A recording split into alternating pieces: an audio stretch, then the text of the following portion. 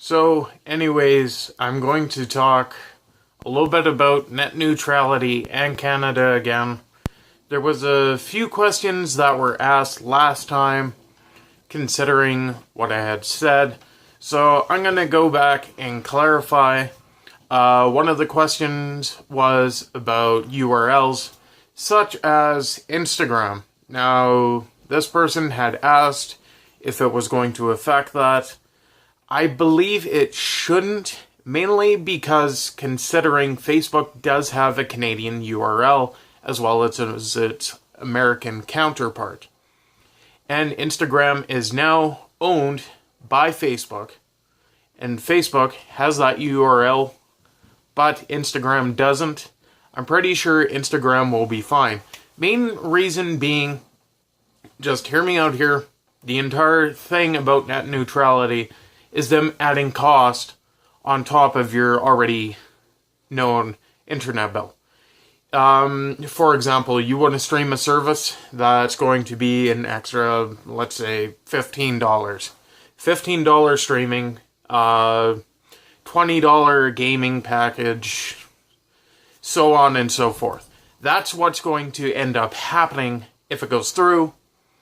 For the Americans, us in Canada, essentially, they're technically already doing this with all the stuff that's already incorporated into our bill. But the thing is they're not segregating it and adding it on extra. So, that's where that is. And also, certain sites are going to run at snail mail pace, like they're running on Windows 84. Or, my bad, 98. I forgot 84 wasn't the thing. So essentially, it's just going to be internet speeds and additional costs added onto your stuff. Us in Canada, we already have this main issue. For example, if you're with TELUS and you're trying to look up Rogers for whatever reason, I don't know why. But, for example, you do that, you're going to find it a lot harder trying to get into the Rogers homepage than you would the TELUS. Main reason being is because that's not your home hub. That's not where your base is. That's the reason why it takes longer for us already in Canada. So, we're technically not up to that part yet, but we could potentially get there through that. And the other question was American programming. Now, American programming on your TV will remain the exact same for us, mainly because your service provider is already paying them for the programming to be on your satellite, cable, whichever, because yes, there are still people out there that are still using cable. So, that's not going to have any effect on us. The only time it will is if, for some funny reason, say Bell decides, yes, we want to get rid of net neutrality. We don't want to make everything even. We just want to make it so that our stuff that we own loads faster than everybody else's. Now, if you're not a website owner and paying them, your site is going to be slowed exponentially. That is what this is. It's not going, oh, well, we're going to block the site on you. No. All it is they're going to lower everything on us. But the thing is, here in Canada, we've already got situations like I just pointed out. With that, some people will go, well, I just did that and I never had a problem. The thing is what is for somebody isn't for everybody else. Now, I've done it before where it doesn't work for the homepage. So, that's where I'm coming out of that. Another thing was, how bad will it affect Canada, if it does at all? Now, if you are not a frequent user of the internet, and depending on your bills that you're getting billed for internet, it can change and it may not. For example, if you're one of the people that uses a lot of data and have an 800 gigabyte package or a terabyte package, they're not going to charge you over and above of what you're already paying because they are aware you are already paying enough to cover for all that. The thing is them themselves have to invest in something that would be worthwhile to you as the consumer as well to themselves. Now, that's what they're trying to do in the States, but it's not working out so well. Mainly because nobody likes Comcast very much because of this. So if it goes through, Americans are going to be upset, rightfully so.